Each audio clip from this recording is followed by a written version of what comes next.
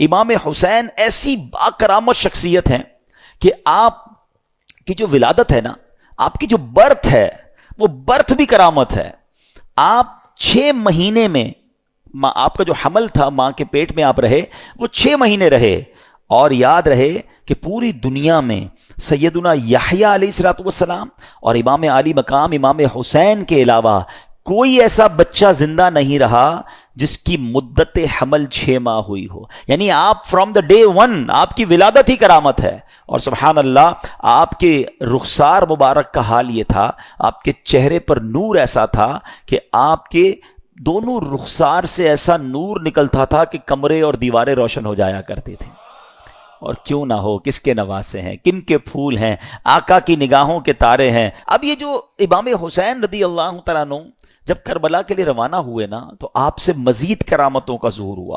اور علماء کہتے ہیں یہ جو کرامتیں تھیں نا، بیسیکلی یہ اتمام حجت کے لیے تھیں، مزید ان کو سمجھانے کے لیے تھی کہ دیکھو میں کون ہوں، میرے ساتھ کیسے معاملات ہو رہے ہیں، مجھ پر ظلم نہ کرو. مگر ان ظالموں کی آنکھوں پر لالچ کا ایسا پردہ تھا. امام حسین فرسٹ آف آل آپ نے مدینے سے کوچ کیا اور اب مکے آیا. اب اسی راستے میں سیدنا ابن مطی رحمۃ اللہ تعالی سے ملاقات ہوئی.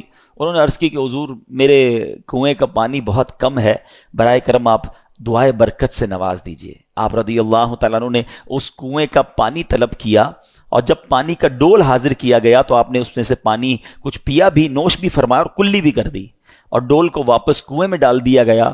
جب وہ ڈول پانی جو ہے وہ کنویں میں گیا، کنویں کا پانی بھی بڑھ گیا اور میٹھا اور لذیذ بھی ہو گیا. سبحان اللہ. تو یہ امام حسین کی کرامتوں کا سلسلہ رہا. اس کے بعد جب آپ بالکل ایگزیکٹلی 10 محرم الحرام کا دن آ گیا، یاد رہے کہ وہ دن جمعہ کا دن تھا.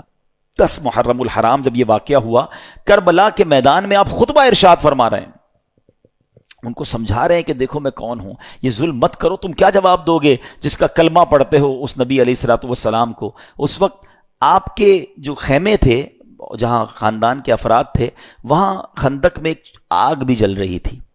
تو ایک بد زبان یزیدی نے بکواس کرتے ہوئے کہا کہ اے حسین، تم نے وہاں کی آگ سے پہلے یہی آگ لگا دی ہے. یعنی معاذ اللہ وہ یہ کہنا چاہ رہا تھا کہ اے حسین، مرنے کے بعد بھی تمہیں جہنم کی آگ میں جانا ہے. امام علی مقام نے جب یہ سنا تو آپ نے کہا کہ اے دشمن خدا، تو جھوٹا ہے، کیا تو یہ گمان کرتا ہے کہ میں دوزخ کی آگ میں جاؤں گا؟ امام علی مقام کے قافلے کے جانثار نے کہا کہ آپ مجھے اجازت دیں تو میں ابھی اس کا سر قلم کر دوں. آپ نے اجازت نہیں دی. آپ نے فرمایا حملے کا آغاز ہماری طرف سے نہیں کرنا، ہو سکتا ہے یہ پرووک کر رہے ہوں، یہ اس لیے ہمیں کہہ رہے ہیں کہ ہماری طرف سے پہل ہو جائے اور یہ کہیں ہم نے تو حملہ نہیں کیا تھا، امام حسین والوں نے پہلے حملہ کیا. حالانکہ اس قدر بڑی گستاخی کی تھی. آپ نے اپنے ساتھی کو روک دیا، مگر آپ نے اللہ کی بارگاہ میں دعا کی. دل بڑا دکھا ہوا تھا کہ ایسی بات اس نے کر دی.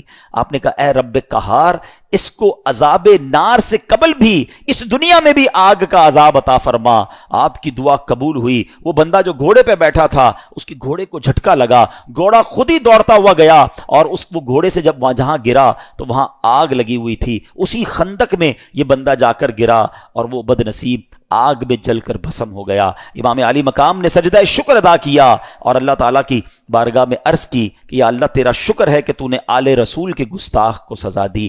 اب یہاں بھی ان کے سامنے یہ واقعہ ہو رہا ہے، سارے لوگ دشمن سامنے کھڑے ہیں اور یہ آپ کی دعا قبول ہو رہی ہے، آپ کے گستاخ کو سزا مل رہی ہے، مگر وہ سمجھنے کے لیے تیار نہیں ہے، وہ انڈرسٹینڈ کرنے کے لیے تیار نہیں ہے.